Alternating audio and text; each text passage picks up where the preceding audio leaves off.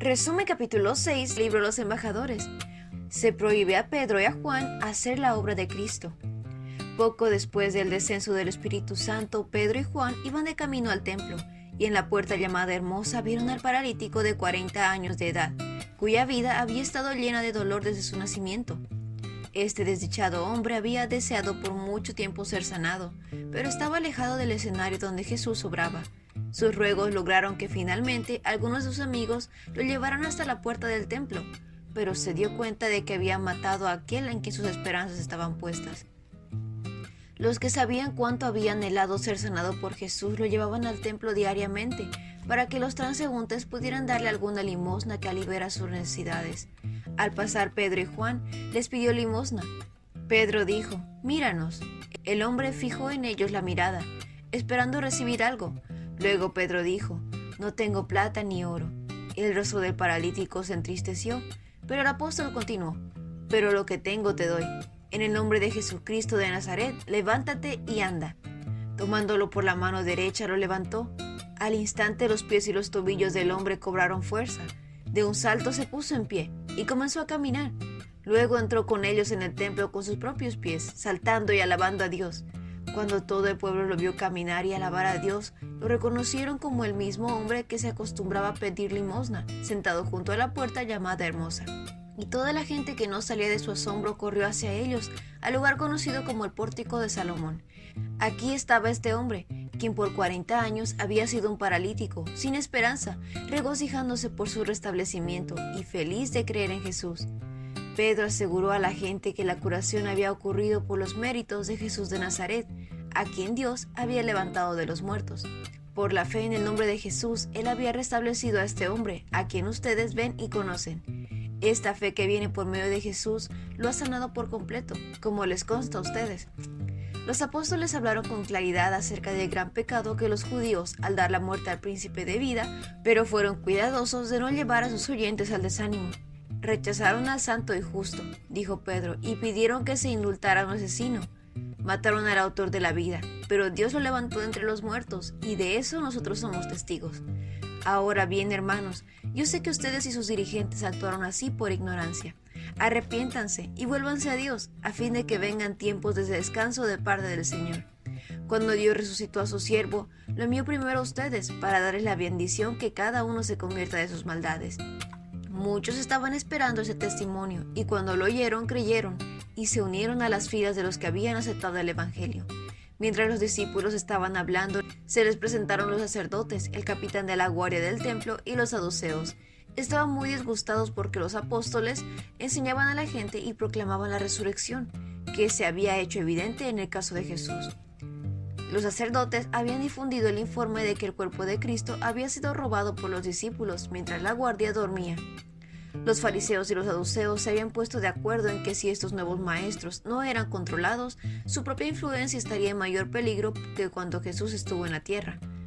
Por lo tanto, el capitán de la guardia del templo, con la ayuda de los saduceos, arrestó a Pedro y a Juan y los puso en prisión.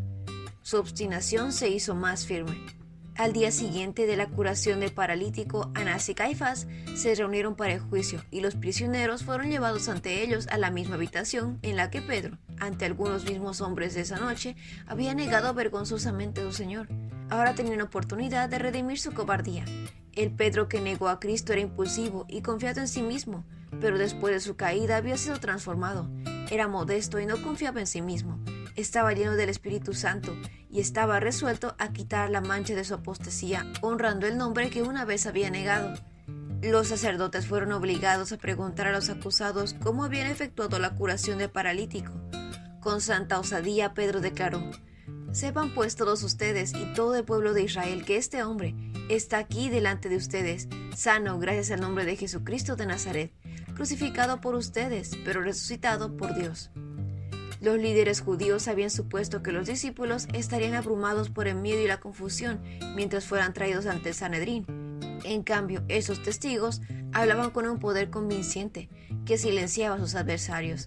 No había rastros del temor en la voz de Pedro, mientras declaraba acerca de Cristo: «Esta piedra que desecharon ustedes los constructores y que ha llegado a ser la piedra angular». Mientras los sacerdotes escuchaban las voces valientes de los apóstoles, reconocieron que habían estado con Jesús. Jesús, el Salvador, quien había caminado y hablado y orado con ellos, había ascendido al cielo en forma humana. Sabían que estaba ante el trono de Dios, su amigo y Salvador. Junto a Pedro, como un convincente testigo, estaba el hombre que había sido sanado milagrosamente. Su presencia sumó peso a las palabras de Pedro. Los sacerdotes y los gobernantes permanecieron en silencio, incapaces de rebatir el testimonio de Pedro, pero decididos, sin embargo, a poner fin a la enseñanza de los discípulos. Los sacerdotes habían crucificado a Jesús, pero aquí había prueba convincente de que no se habían detenido los milagros en su nombre, ni la proclamación de la verdad que él enseñaba. La curación del paralítico y la predicación de los apóstoles habían llenado de excitación a Jerusalén. Los sacerdotes y los gobernantes ordenaron que los apóstoles fueran llevados aparte, para que pudieran consultar entre ellos. Sería inútil negar que el hombre hubiese sido sanado. Encubrir el milagro por medio de mentiras era imposible, porque había sucedido enfrente de la multitud.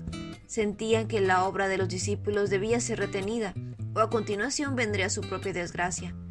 Llamándolos nuevamente ante el Sanedrín, los sacerdotes les ordenaron que no hablaran ni enseñaran en el nombre de Jesús.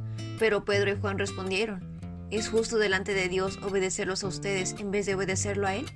Júzguenlo ustedes mismos. Nosotros no podemos dejar de hablar de lo que hemos visto y oído.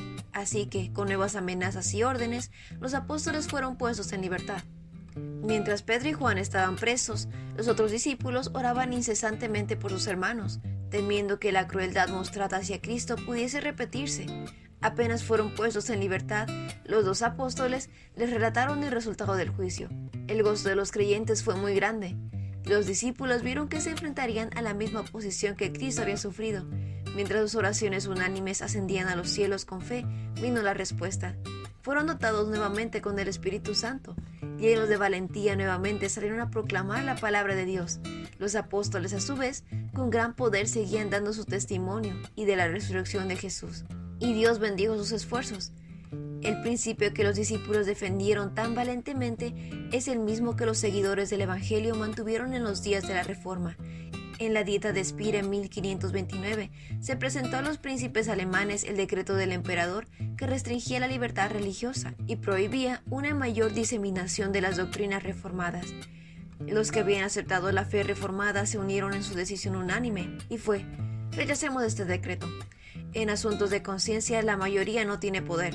Debemos reconocer el gobierno humano como un ordenamiento divino y enseñar obediencia a él como un deber sagrado, dentro de la esfera de lo legítimo. Pero cuando sus demandas entran en conflicto con las demandas divinas, debemos obedecer a Dios antes que a los hombres. No debemos desafiar a las autoridades. Nuestras palabras deben ser medidas cuidadosamente para que no parezca que estamos en contra de la ley y el orden. No debemos decir o hacer nada que cierre innecesariamente el camino para defender las verdades que nos han sido confiadas. Este fue el resumen del capítulo 6 del libro Los Embajadores. No olvides compartir este resumen con tus compañeros de clase o con otras personas que tú creas que puedan necesitar este resumen. Nos vemos la próxima.